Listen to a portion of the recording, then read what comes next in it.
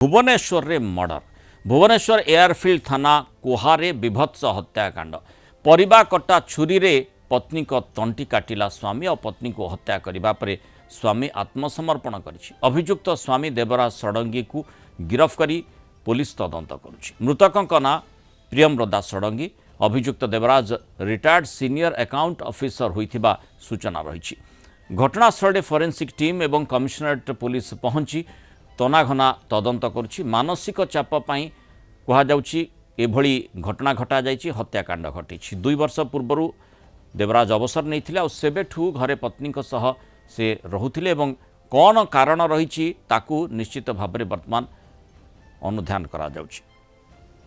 हत्याकांडर खबर पाई आम आसलु आईसी एयरफिल्ड सहित अच्छु स्पट तदंत चली बर्तमान साइंटिफिक टीम आसिक तदंत कर स्पट भिजिट चली हत्याकांड स्पष्ट जना पड़नी जेहेतु तदंत प्रक्रिया बर्तमान किसी कहीहबनी बर्तमान अटक रखाई बट तदंत चली तदंत पर जना पड़ो एक्चुअली कौन कारण कौन शिकार तांकर स्त्री से निजे कहवा कथा किंतु बर्तमान तदंत चली कहबनी एक्जाक्ट कारण कौन कौन स्वामी स्त्री से जो मेंटल एगोनी द्वारा ही एमती घटना मुझे शुणा पाऊँ मेडिसिन आगुरी था ये डायबिटीज थी आन्य डिजीज थी से मेडिसिन खाऊले खाया द्वारा बोधे किसी ये रिएक्शन कर भावुची जहाद्वारा कि डिप्रेशन होती से डिप्रेशन द्वारा से निजे ही सुसाइड करके बांटले।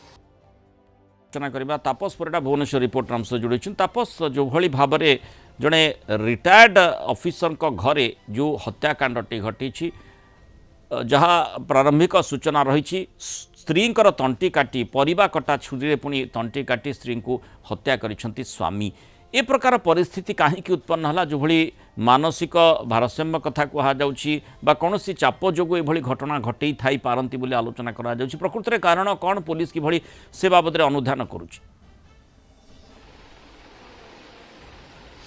निहत भाव में मृणाल जो भाव में आप देखुं जे एक विभत्स हत्याकांड घटी एयरफिल्ड थाना कुहा अंचल रे एवं ये जो घर रही घर नुआ घर पाखापाखि वर्षे हम जे कि सीनियर अकाउंटेंट जे थिले अवसर प्राप्त senior accountant officer Devraj Shadangi से निजे घर बनैला पर एठार रहउथिले तांको पत्नी जे कि प्रियम्रदा षडंगी एवं देवराज षडंगी उभय पति पत्नी एठार रहउथिले एवं जेहेतु तांकर झियर विवाह होइतला विवाह पर झिय शाशुर रहउथिले किंतु पति पत्नी एठार एकाठी रहउथिले दीर्घ 3 मास हबो जे कि देवराज षडंगी एक जो कहा जाउची रोग आक्रांत थिले अर्थात तांकर डायबिटिक्स थिला जो लिवर सीरोसिस थिला एवं किछि इन्फेक्शन थिला बोली जहाँ से मानसिक चापरे रहउथिले अनेक समय से जेतेबेले कथावार्ता होउथिले तांको घरे तां पत्नी सहित मध्य एई रोग पाई सबले चापरे रहउथिले किंतु हठात आज एमिति कोन घटिला जे कि दिन पाखापाखि 12टा परे से निज पत्नी को अति विभत्स भावे हत्या करछंती बेकरे छुरी रे हत्या करा जायछि एवं रक्ताक्त अवस्था रे पत्नी एटी पड़िथिले जेतेबेले पुलिस खबर पाई घटनास्थल पहुंचला एवं से स्वामी देवराज षडंगी को बर्तमान पुलिस गिरफ्त करिछि तांको अटक रखी पचराउचरा करुछि एवं जेहेतु हत्याकांडटी घटिछि बर्तमान साइंटिफिक टीम मध्य आसी छानबीन करिछि। परिवार लोक मध्य अछंती आमे परिवार लोकंकर प्रतिक्रिया नबा जे कि अछंती देवराज बाबूंकर जन संपर्क अछंती। आज्ञा आपण देवराज बाबूंकर संपर्क हिसाब रे कोन जानती देवराज बाबू जने भलो ऑफिसर थिले अवसर प्राप्त नैथिले काहे कि एमती एक हत्या करबे किछि पत्नी सहित किछि अनबन बा सेमती किछि पाटु ना किछि पत्नी सहित कोनसी माने खराब ये नथला झगड़ा सेठी किछि नथला केवल से ये विभिन्न प्रकार रोग आक्रांत होकर डिप्रेसिव मोड थे इवन आम मान सह मत भल कथबार्ता करुले मुझे आज 10-12 दिन पूर्व जो पचारि देव आप कौन है कहले ना टे ये बढ़ी जाइए डायबिटीज बढ़ी जाइए ना 300 खंडे तापर आउ किसी पचारि से मत कहले चुप तरीक रही मुझे गली तापर आज जिते जाइली हाँ जो दिन मुझे से दिन मत शाड़ी कहला भाईना आम जो रुटी खाऊ रुटी भल पड़ूनी तुम जो अटा आणुच तुम जो अटा आणुच से अटा आने मत दब भल रुटी भल अटा आनिले भल रोग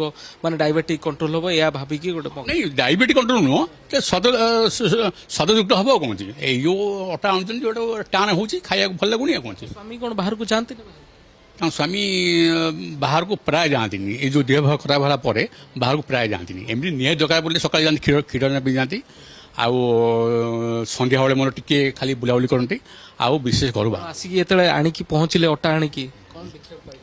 ଅଟା ମୋ ପାଇଁ ମୁଁ ଅଟା ଆଣିଲି, ତା ପାଇଁ ଅଟା ଆଣିଲି। ପହଞ୍ଚିଲା ପରେ ଦେଖିଲି ମୁଁ ତ ଆଗ ଘରକୁ ନେଇକି ଏଠି ଆସିଲି, ଏଠି ପହଞ୍ଚିଲା ପରେ ଦେଖିଲି ପୋଲିସ 2-3 ଜଣ ପୋଲିସ ଆଇଏସି ସହ ଆଉ ଠିଆ ହେଇଛନ୍ତି, ଆଉ ତାଙ୍କର ଇଏ ଗାଡ଼ିଟା PCR ଭ୍ୟାନ୍ଟା ଥୁଆ ହେଇଛି ଆଗରେ। ପତ୍ନୀଙ୍କର ମୃତଦେହ କୋଉଠି? ପତ୍ନୀଙ୍କ ମୃତର ମୁଁ ସେତେବେଳେ ଆଇଡେଣ୍ଟିଫାଏ କରିନଥିଲି, କାରଣ ଯେତେ ମୁଁ କହିଲି ହଁ ମୁଁ ଯଦି ପଚାରିଲି ପୋଲିସ କ'ଣ ହେଇଛି, ନା ଏମିତି ତାଙ୍କ ସ୍ତ୍ରୀକୁ ସେ ମାରି ଦେଇଛନ୍ତି। ତାପରେ ମୁଁ ଯେତେବେଳେ ଭିତରକୁ ଯିବା ବାହାରିଲି ତଳୁ, ସେ କହିଲା ନାଇଁ ଆପଣ ଏବେ ଯାଆନ୍ତୁନି, ଆଉ ଟିକେ ରହନ୍ତୁ। କ'ଣ ଦେଖିବାକୁ ପାଇଲେ ଭିତରେ ପହଞ୍ଚିଲା ପରେ? ପହଞ୍ଚିଲା ପରେ ମୁଁ ତ ଏକୁଟିଆ ଆସିଲିନି, ମୋ ଶଳା ଆଉ ମୋ ଶଳାଙ୍କର ଝିଅ ଫିଅ ସେମାନେ ଗୋଟେ ଡକ୍ଟର ଫ୍ୟାମିଲି, ଯେତେବେଳେ ଆମେ ଭିତରେ ପଶିଲୁ ଦେଖିଲୁ ସେ ଡକ୍ଟର ଯୋଉ ଅବସ୍ଥାରେ ଖଟ ପାଖରେ ପଡ଼ିଛି।